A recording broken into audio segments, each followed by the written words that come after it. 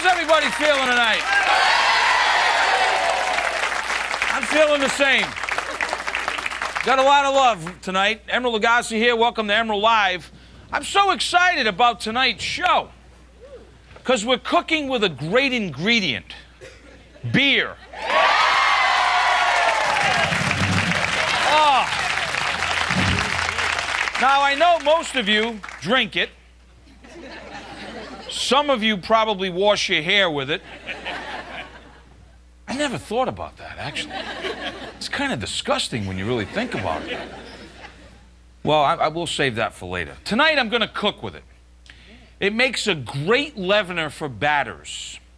And one of my personal favorite dishes, not only from growing up with it, but even today, I still, at least once a week, my English-style fish and chips. We're going to do that tonight. Fantastic. Oh, yeah. And beer. It's fantastic as a marinade. And we're going to marinate this chicken dish. Do a beer brine chicken. Wait till you see this thing. Oh, notch is unknown. I'm telling you right now. Unknown. And it also brings a lot of depth and flavors with certain dishes. Like, I'm going to show you the simple braised cabbage and beer dish that we're going to do, too. Fantastic. Oh, and you know what? Doc Gibbs and the Emerald Lab Band. Oh, yeah.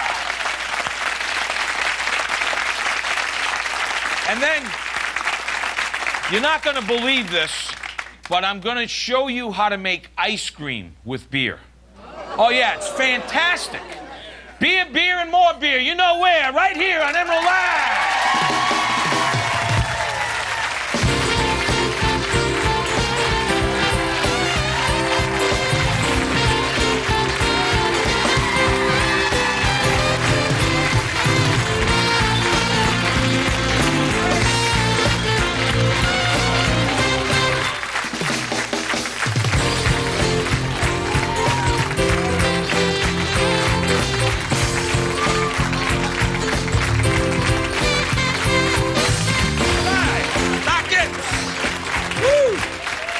So excited. How y'all doing?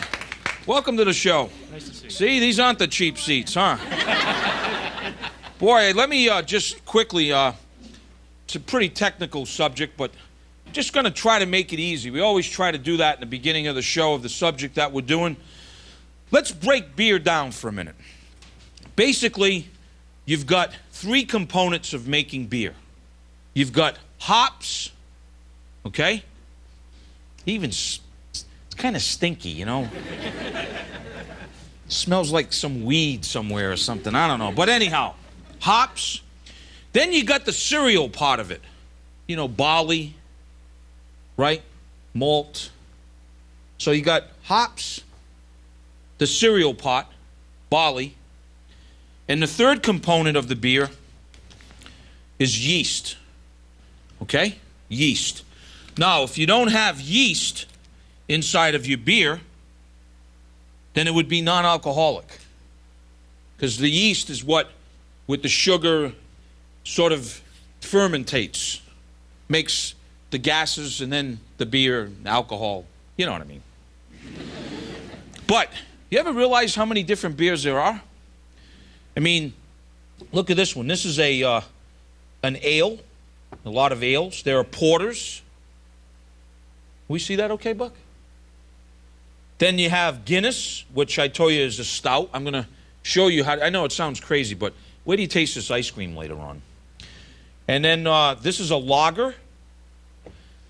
And then you have this Weiss beer. That's the one that's pretty light, and they slice a lemon with it. And this is a Bock. And this is one that you can't even pronounce. So why bother even drinking it, right? That's the way I look at it.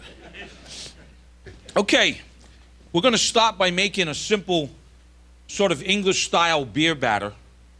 Fantastic. I love this fish and chip thing. But what we're going to do, like in London, real chips. Not French fries, but chips. So I peeled the potato, dried them real good. 360 degrees. My vegetable oil is getting warm. And what we'll do is we'll add those chips in there and start to fry them.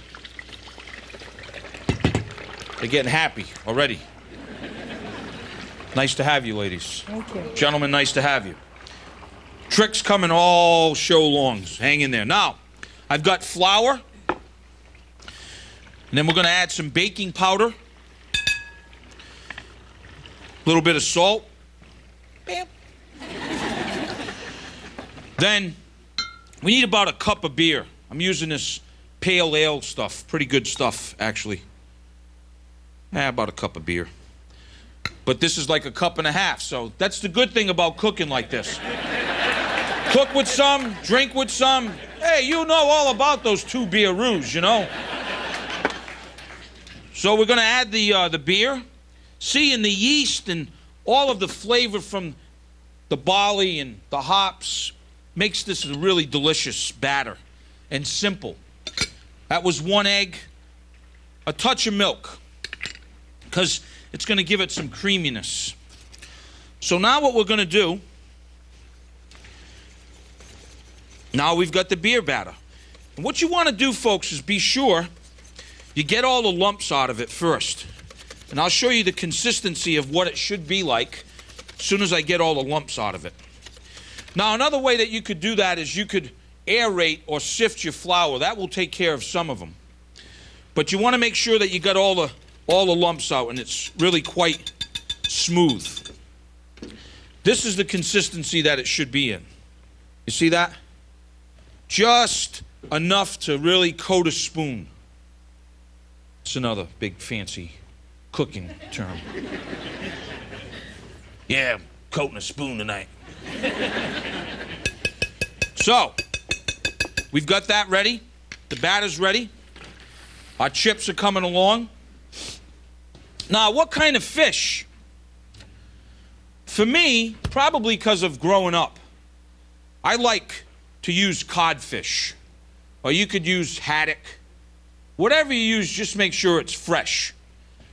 You know, that's what people, they say, oh, I don't like fish. What do you mean you don't like fish? Oh, yeah, it stinks.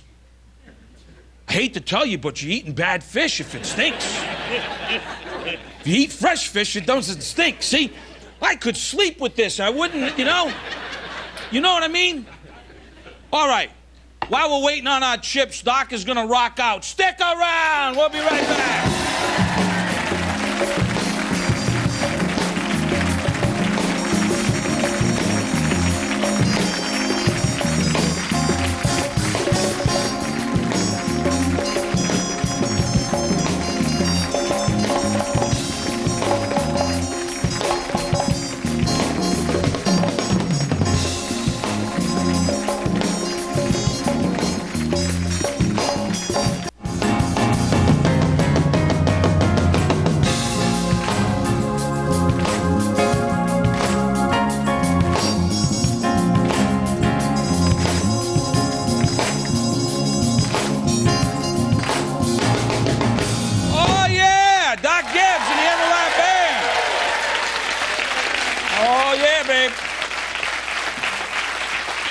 Charles, Teddy on drums.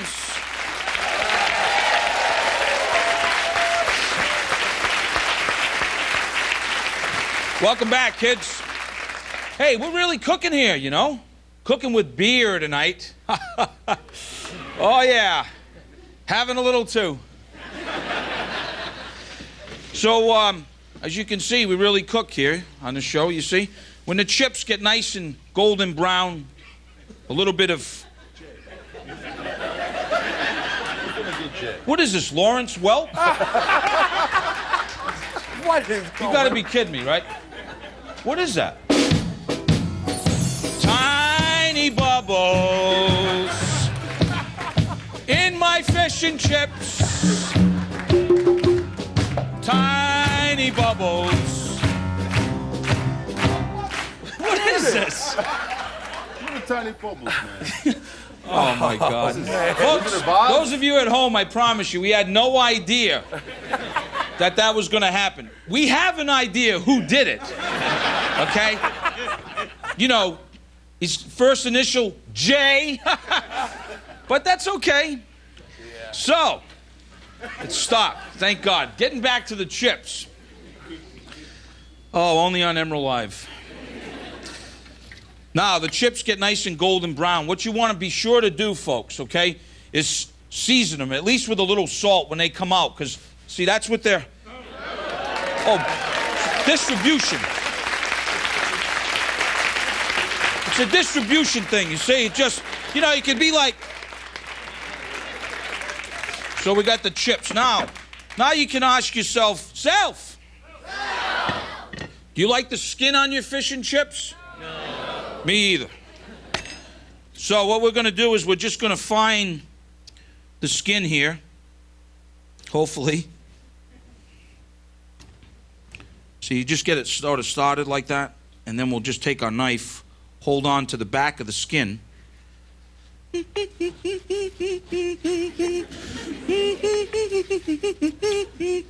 No skin.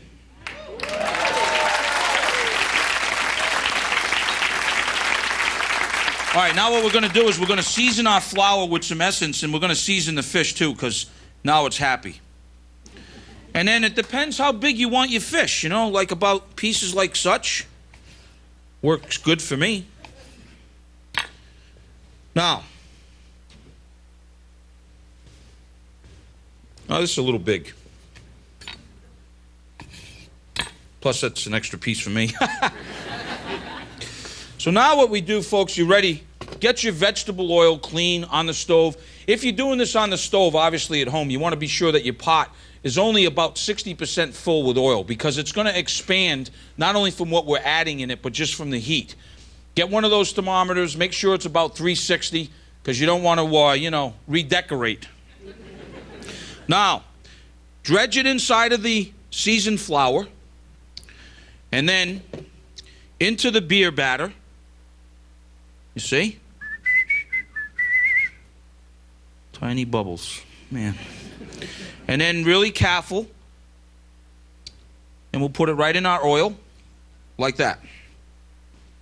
Let's get a couple of pieces going in here. I'm so excited about sharing this new chicken dish with you. I've got a story I'm going to tell you in a second, but... And people think that you just have to totally submerge your hands in this batter. Is that what I was saying? Right, okay. Boy, this is a rough group tonight. Whew. Bubbles. Yeah. I guess he was thinking that there's bubbles in beer, so it would be appropriate, so. Probably, maybe right, Doc? So. But still, he should have told us it was going to happen. Right. You were totally surprised? We were all surprised, man. Cliff could have been injured. Oh, it floored me. Yeah, it floored me, man. Cliff, you could have been injured. I'm glad I got insurance. I know. It's unbelievable. But anyhow, so we're going to add our fish in here now, folks. Get about 4 pieces in here, and then we'll let this cook. It will generally float to the top when the fish is done. Let's check it out. See? It'll float to the top. And then we want to just kind of, you got to watch it like a donut. You got to kind of turn it over. It's only going to get brown on one side, and I'm going to show you that. You can just do it with like a little stick like this, you see? Get a shot of that, will you? See, I'm going to turn this like this here. Doesn't that look fantastic? Oh, one of my favorite dishes. Tartar sauce or no tartar sauce. All right, while that's frying, because we're on valuable time here.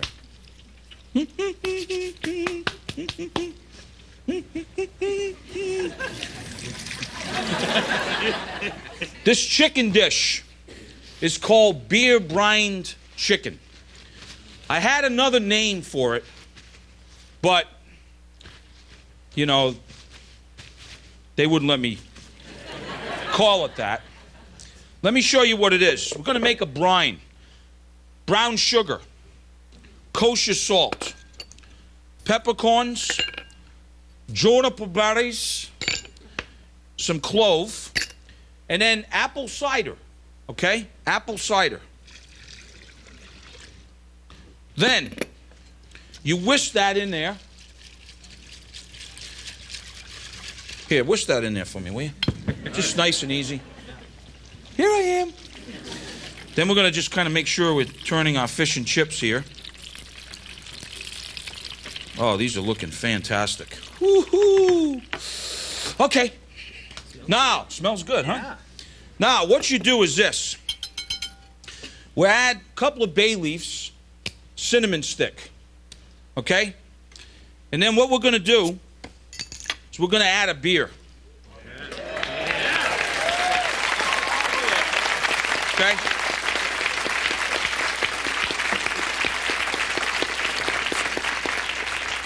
Actually, we're going to add 2 beers.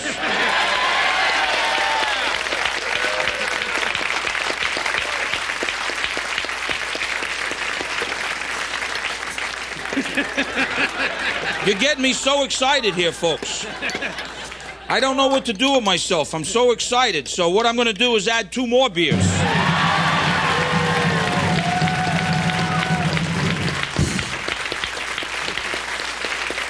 And you know what? I'm going to add these 2, too. And when we come back, another notch. Stick around.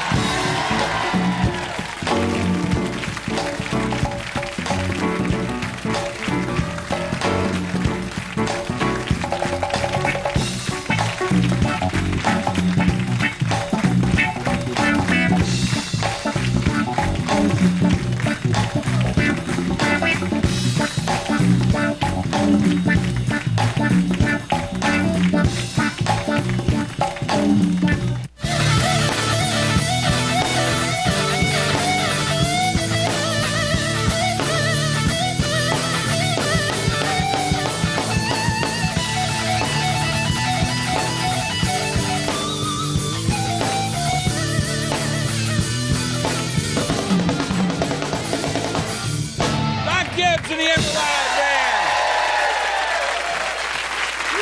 Charles on the bass, you all know Cliff, Teddy on drums. Before we get back to this chicken, I just want to show you a little secret here that they do, particularly in England. They do the first fry like this. They take it out.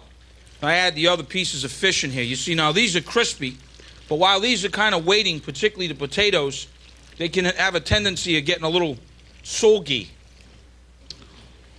So if your taters are soggy, then I'll show you what you do.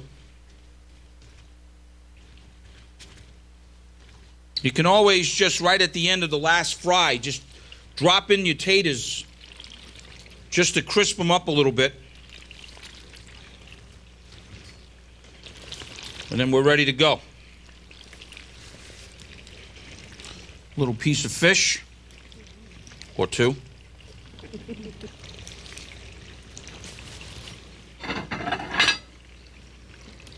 Fish or 2. Just set that here for a second.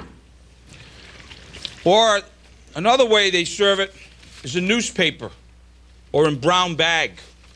So you could do it that style too if you want. Just sort of make a little cone. Look like that, and they stuff it in here. Show you. So they'll put one piece of fish like that, piece of fish kind of like this. Drain this real good. Nice and crispy. The other fish is done.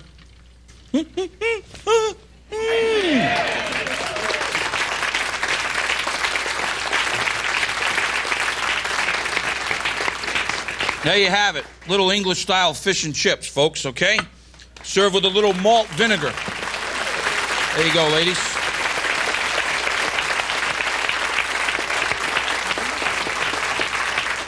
Or they'll serve it in the old bag like this as well. The old English-style fish and chips. Now, if you just, for some ungodly reason, fell off some other planet, you've landed on Emerald Live. All right. I want you to count them. 1, 2, 3, 4, 5, 6. Don't count this one because So now you know what the real name for this was. We did the brine, and I used to call it six-pack chicken. Woo! But they would let me call beer brine chicken, so whatever you want to call it. You take your chicken, you wash it real good, and then you put the chicken overnight. How could you not be happy, right? I mean, what a way to go. Soak me overnight in beer. Yeah!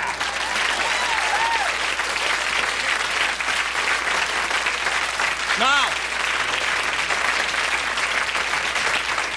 what you want to do is you're going to weight it down. Use one of those fancy china plates you have just to keep it submerged down overnight in the ice box. Okay? Now, this is what I did mine overnight. You want to talk about good. So what you do now, you take this guy out of the beer.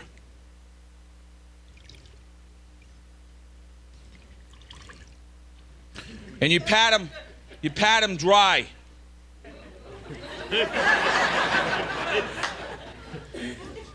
I'm not even going there. I am going to stick with patting dry. Oh, boy. So, here's what we're going to do. Some onions on the bottom diced, carrots, celery, that would be a mirepoix, few garlic cloves, and then that, you know, that chicken neck and giblet stuff that comes in that, you know, like a prize. You know, they even put it in a bag for you. You know, it's like the chicken of Cracker Jacks, you know what I mean? So, what you do is after you pat it dry, looks pretty dry to me, you're going to roast it 30 minutes upside down, up like this. Then the next 30 minutes, we're going to flip the bird over and roast it breast side down. It's a little trick. Keeps the breasts nice and moist. Delicious, juicy. You with me so far? Okay, are we okay, Rhoda, over there, babe? All right. So, once it roasts for about an hour, this beer brine chicken or six-pack chicken, it looks like this.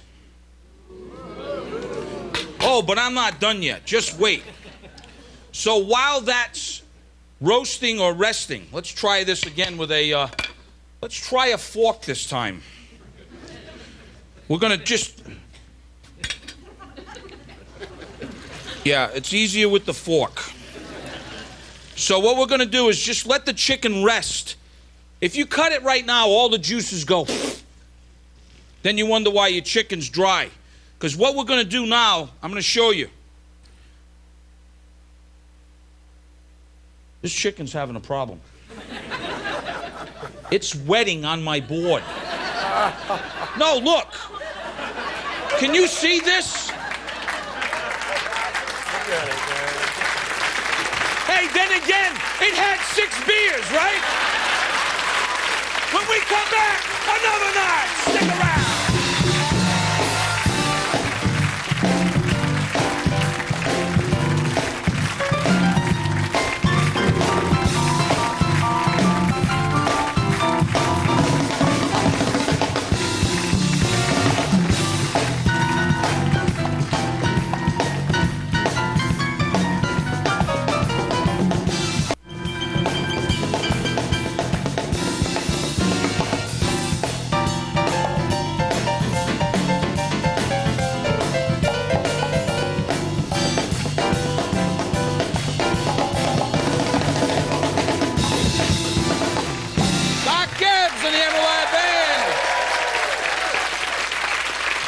I saved this purposely for you.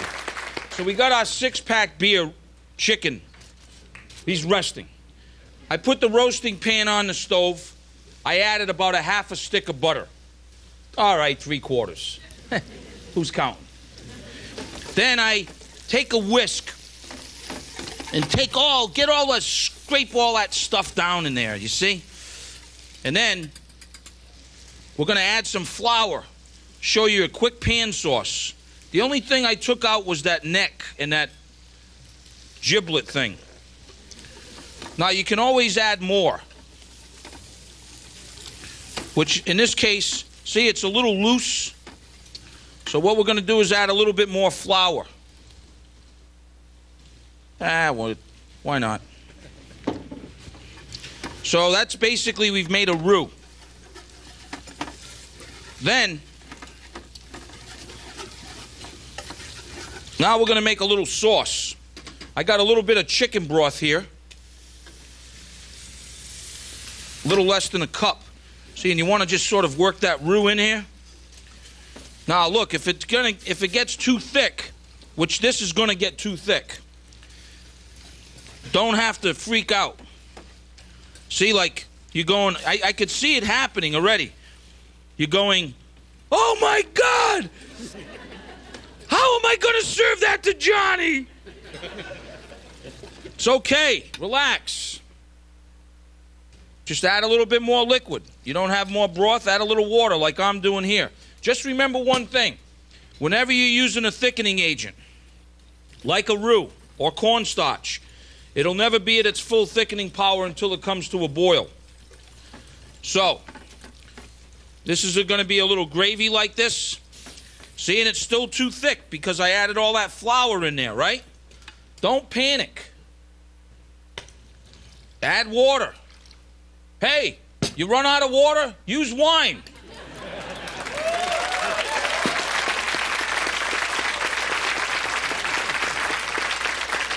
Just don't panic. It's going to be all right. Now, once this gravy comes to the right consistency that you like, some people like it thicker. Some people like it a little thinner, okay? Then what we're going to do is we're going to strain this chicken, this sauce of chicken. Before you strain it, though, and serve it, you got to taste it. How does it taste? Lousy. Why? Because we added all that water. So you got to season it. So I'm going to season mine with a little salt, some fresh pepper. Now look. Starting to boil. Now we'll know how thick it is. Look. Can't serve that. The kids will throw it at you. So, what you got to do? Add a little bit more wine or water, okay? Thin it down a little bit.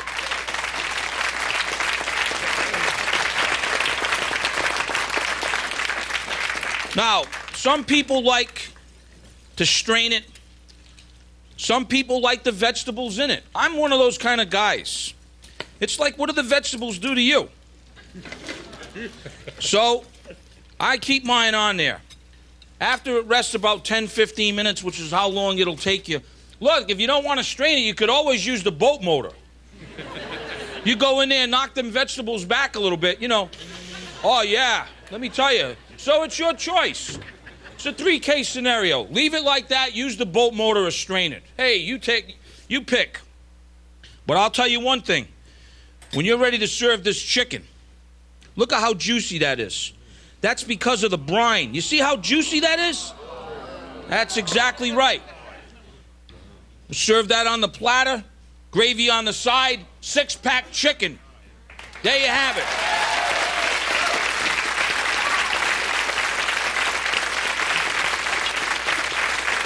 Oh, we're going to carve it up.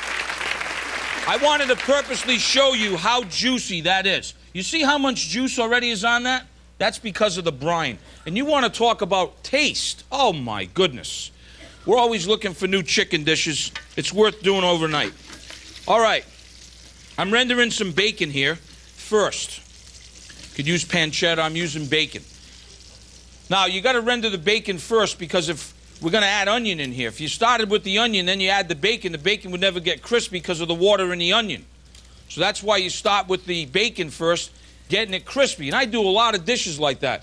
Ma'am, are you okay? Is he bugging you back there? Well, we'll just add you on the list to the crew, so don't worry about it. All right. Once the bacon is crispy, now, do I take it out? You know, that's the thing. Do I leave it in? I don't know what all makes up these rules here. What's there, a bacon police on every corner now? Look, it's crispy. It's got the bacon, what is it? It's fat. Let's face it. Hey, it's pork fat. Leave it in there. So, all right. Happy birthday. I'm making this for you right now. But I didn't want to tell you that was going to be a surprise. But in case, I'm going to use this pepper mill. I got salt, fresh ground pepper, cooked the onion for about 3 minutes. Then what I did is this. I just took cabbage. It's great for you. We just never know what to do with it. I chop it up. You can use that machine of yours if you have it. Going to add that in there. A couple of cloves of garlic. Okay? And we're going to cook this for a little bit. Maybe a minute or two. Then I'm going to use a dark beer. Okay? I'm going to use a dark beer and let it stop braising a little bit. It's going to get happy, this cabbage. When we come back, I'm going to show you what we're going to do with it. Stick around. Doc Gibbs.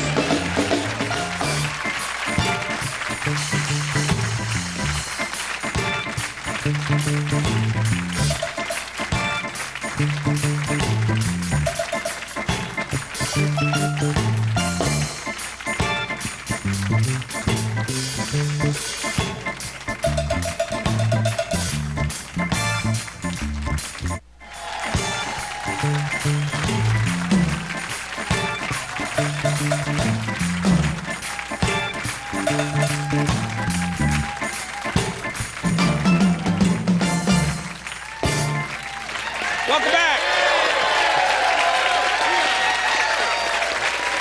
Hey now. Just joining us, Emeril Lagasse here. We're cooking with beer tonight. And that reminds me, before we finish our braised beer cabbage, I've got a Guinness beer, and I'm going to add this inside of a saucepan. Oh, we've used a lot of beer tonight. And what we're going to do is reduce that Guinness. How's that chicken? Oh, my God. Yeah. Incredible, huh? 6-pack chicken. Woo! So I got the beer reducing now. I want to reduce it by at least by half. And I'll show you that in a second. And I also got some whipping cream, heavy cream on the stove, bringing up. Folks, whenever you work with milk or beer, milk or cream at home on the stove, unless you want to renovate your house, be careful, because it will ignite if it spills over. So please, I always check mine with a thermometer because I'm making ice cream here. I'm trying to get it to 170 degrees. I'm going to show you that in a second. Another thing that you can do before we get to the ice cream, you could always, with the cabbage, if you have a problem with just eating cabbage straight, you can always cut it with other vegetables. And one of the ones that I suggest is this guy here. You're probably always wondering what this is when you go to the grocery store. It's celery root. And it's stronger flavor than celery. It's absolutely fantastic. You peel the outside edge, okay? Let me show you that. You peel the outside edge just like a potato. You see it's hard like that? And then the white celery in it. It makes wonderful mashed potatoes. You add a little bit of celery root in your mashed potatoes. Fantastic. So what I've done is just sliced it thin. And what I'm going to do is cut my cabbage with a little bit of celery root like this. And this would be perfect to also serve as an accoutrement to that wonderful beer brine chicken that we just did. And it doesn't have to cook that much. The other great thing, you see the cuts that I have of them, the other great thing that you can do is you can fry them. They make wonderful chips, celery root chips. Fantastic. All right. Going over to the Guinness ice cream. When the Guinness reduces at least by half or 2/3, it's going to look just like this here. It means we got all the concentration of those flavors that we talked about earlier, those hops and the grains from the cereal, right? Okay? Now, what we're going to do is this. I've got 6 egg yolks. We're going to make the ice cream custard. I've got sugar. I'm going to sweeten my whipping cream with the sugar.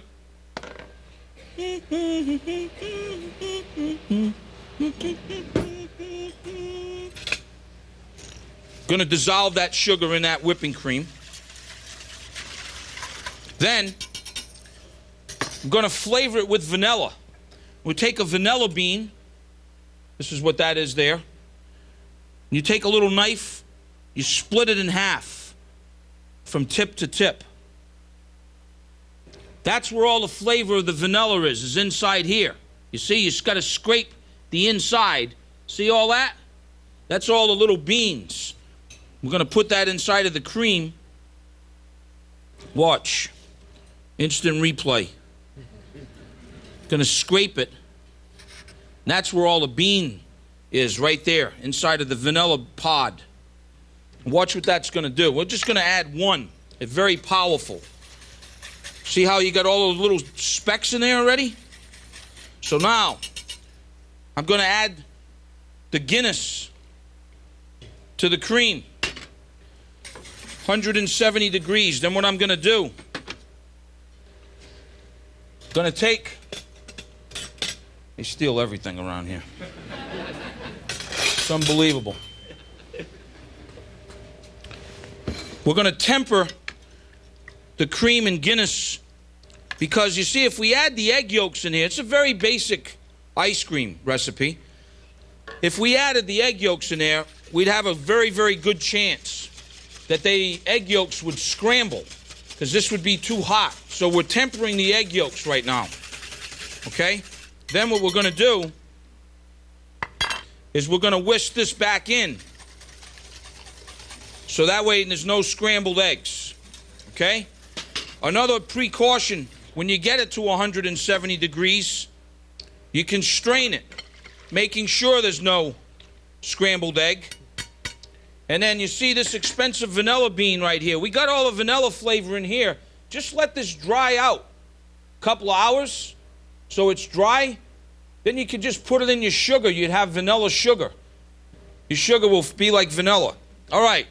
Now, what you want to do is you want to let this cool. So it's good to make it the day before.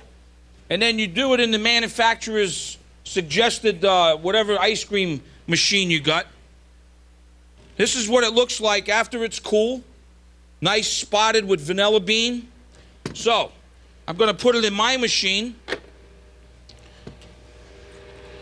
See how custardy it is when it cools?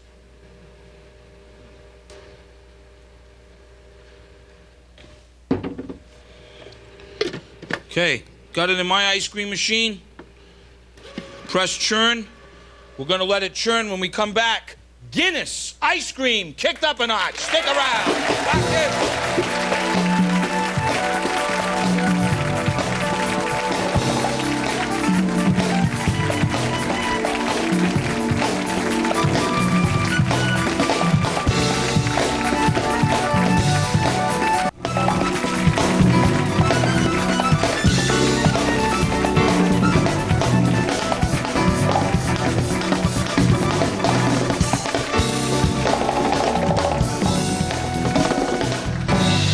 Doc Gibbs and the Emerald Eye Band. Cliff Charles, Teddy on drums. Welcome back, folks. So our ice cream, as it begins to start churning, it will get thicker and thicker. And probably in about another minute or two, what I do now is take it out and freeze it, and hard freeze it. You can do them in plastic containers. I generally just do them in these sort of pint containers. They work well for me. Keep a nice lid on it. Then, I'm going to show you another thing we're going to do with scalded cream chocolate. This is what's called a quick ganache. Fancy name. We're going to just mix this in here like such. It's like chocolate sauce. See that? Then not only, I'm going to add a little bit of vanilla liquid and some honey. Now we're ready for business. I'll take my Guinness ice cream, Right in a glass.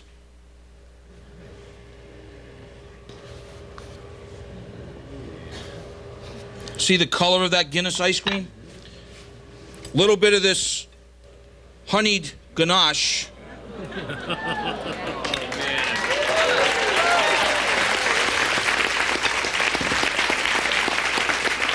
Cooking with beer. There you have it. Guinness ice cream with chocolate honey sauce. How better does it get, right? It's very, very unusual. I told you it was your birthday, and there's your little... Wait till you try this Guinness ice cream. Cooking with beer, right? Hey, I'm Emeril Lagasse. Thanks for joining me tonight. See you tomorrow, everybody.